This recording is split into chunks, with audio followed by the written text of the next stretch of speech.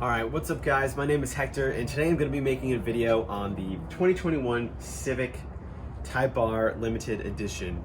So I'm going to give the backstory on how I actually acquired the car, because I know these are very difficult to purchase or even get an allocation right now.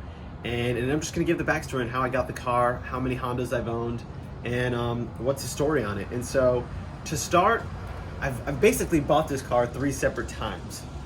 So when I was in college, I drove a 2018 Honda Civic hatchback LX, which is the FK7, bare bones. It was white, had the crappy steely wheels or whatever, and that was my first time getting into the Civic hatchbacks.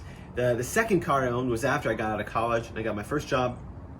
I bought a 2019 Honda Civic Type R, so the FK8, and this one was Aegean blue, and I'll post a picture somewhere around here, I don't know. And then this brings me to my last car, is the FK8, obviously limited edition. So this one is Phoenix yellow. And so just giving a backstory, I'm really big into Hondas. They're really cool. It's like the best bang for the buck you can buy when you're going for like a sports car. But let's get started on how I actually acquired one. So it all started February 20th when Honda made the press release for the Honda Civic Type R limited edition. And February 21st, I was going crazy. I had read about it. I was like, oh my God, I need this car. And that's when I found out there's only 600 for the US or 1,000 in the entire world. So I was like, I need this car. And so I called the dealership where I purchased my original Type R, and they were like, go kick rocks, it's gonna be like $1 million over sticker, like just something stupid. So I was like, well, that sucks. And I contacted the dealership where I purchased my Civic hatchback. They had no idea what the car I was talking about. And then I contacted my local dealership, which was Holler Honda off of Cimarron. And I talked to the salesman there, Tony, shout out to you, because super awesome, helped me all through the whole process. And I remember I went to the dealership and I talked to the sales guy, Tony, and I was like, there is a Civic Type R Phoenix yellow that is coming out later this year. Unknown when it's gonna come out, but it's gonna come out. And he was like, I have never heard of that car, but I will see what I can do. So he contacted the Southeast Regional Honda manager, and he got some information on the car, and so then he was able to tell me, yeah, it's going to be limited edition. They don't know when it's coming, but when it comes, I will be the first person on the list to get it. And so, I mean, sometimes you hear salesmen, they tell you these things, and it's typically like a load of baloney. But not Tony. He actually came through. And so around 2 weeks ago, I got a text message from Tony. And he was like, Hector, the car just came off the trailer. And I was still working at the time. So to give some context, this is probably 3:40 p.m. I got off of work at 4, and by like 4:20, I was there at the dealership. I was super excited to see it. And he's like, unfortunately, we can't show you this because it's in the back lot. So I was like, dude, I just need a peek at it. So they got the general sales manager, they got my sales guy. We all go to the back, and he's like, for liability reasons, you cannot go into the garage. And so what I did was I literally peeked at it from a window, and I was like, oh my God, I need this car.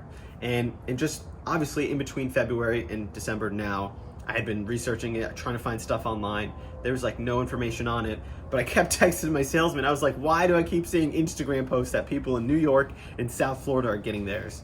And so fast forward like to present again, I finally got to see the car, and I thought it was amazing. And so later that day I had to do like a business transaction, so I drove up to Georgia and I saw a guy trailering one. And so this was like 10 o'clock at night, and this was like the second glimpse I ever got of a Type R. And I was just like, oh my God, this is so beautiful. And that's what was really shocking to me, is everything I saw online, people were storing these away, had the plastics on and everything. And it kind of made me think about the Honda S2000 CR and how in 2009 people were doing the exact same thing with this car.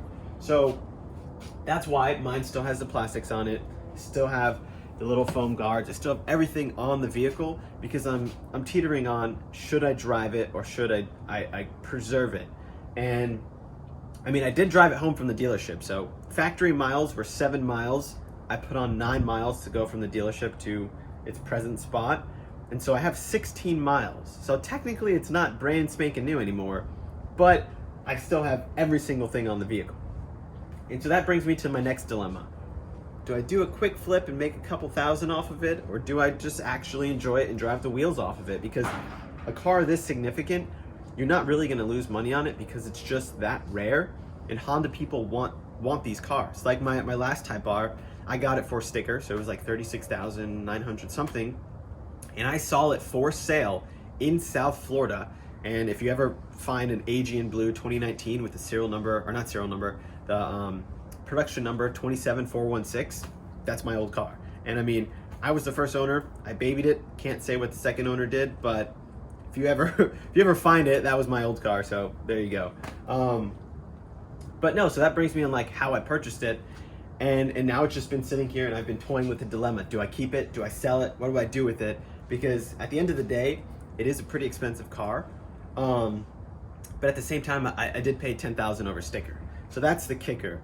When I was purchasing it, they were telling me they were offering $10,000 over sticker, and so what I did was I went on cars.com and I contacted every single Type R that was a limited edition online, and every dealership was asking $15,000 to $25,000 over sticker, plus a waiting list. And so since I was the first person on the waiting list, there were 11 other people behind me in case those people were to fall out. So luckily I was the one who jumped on it and got the deal. Yes, $10,000 over sticker is a lot of money, especially for this Civic, but I do know in the beginning when the Type Rs first came out, they were going for around 3 to 7 over sticker, and that was normal. Like that was, people were paying that all day, every day.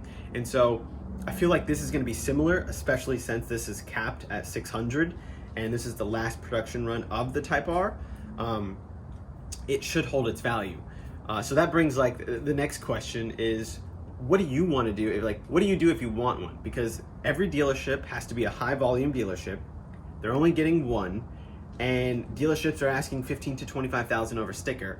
So I would highly recommend do exactly what I did. If you don't already have an allocation set up, contact every single dealership that has one listed and find out what they're willing to part with it for. And I know currently on eBay, there's one from, I think it's like Ross Honda, something up north in Ohio. And it's actually benefiting someone with brain cancer, which is pretty sad. And I think the current bid, the last I saw, was around $55,000. So I mean, that's around 10 grand over sticker, and I believe it has like 1 day and 15 hours left before the thing ends, but I'm pretty confident that it's gonna go for a little bit more than that, especially since it benefits a charity and it benefits the person with brain cancer. But I mean, with that being said, let's actually go and look over the car. So I'm gonna grab my little gimbal here and just show you around. So as you can see, obviously this is a full functional garage. There is stuff in it. Let me just zoom in. So the first difference we can see is this grille. On the original Type R, it did not have this. This was all like that fake mesh. And so what they did was they added this grille. These vents are all the same. The next difference you'll see on the Type R is the black hood scoop as well as the black roof. Let's go around. You can see you have the BBS forged wheels on the Michelin Pilot Cup 2 tires. So these tires are the real deal. Like, this is what they have on Porsche cars, Ferraris, like all sorts of crazy cars. And so the fact that it's on a Honda, super epic.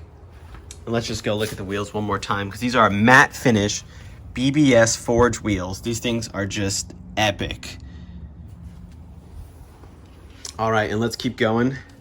So we can see on the rear of the car, this part is blacked out, this is blacked out, and also the badges are a dark chrome, like a black chrome. And like I was saying, I have left everything on this car, from the stickers to the window sticker to everything that came on it, just because I'm still toying with the idea of what am I gonna do with it, and how clean do I wanna preserve it. And so we can see in the interior, this one comes with an Alcantara steering wheel, obviously your titanium shift knob. This one is a little bit skinnier. As you remember, the 19s through 17s were a round circle blob, whereas this one is a little skinny one. There you can see my serial number. Pretty cool. And then obviously you have your traditional Type R seats, which are Alcantara with the mesh. Still left all of my plastics on, which is pretty cool. You have your fake carbon fiber. Everybody knows that. And yeah, that's about it for the differences. So they did shed like 50 pounds off of it, but I believe for US spec cars, it's actually 27 pounds. But other than that, that is my video on the Civic Type R. So with that being said, I hope you enjoyed this video. Like it, comment, do whatever. And thanks for watching.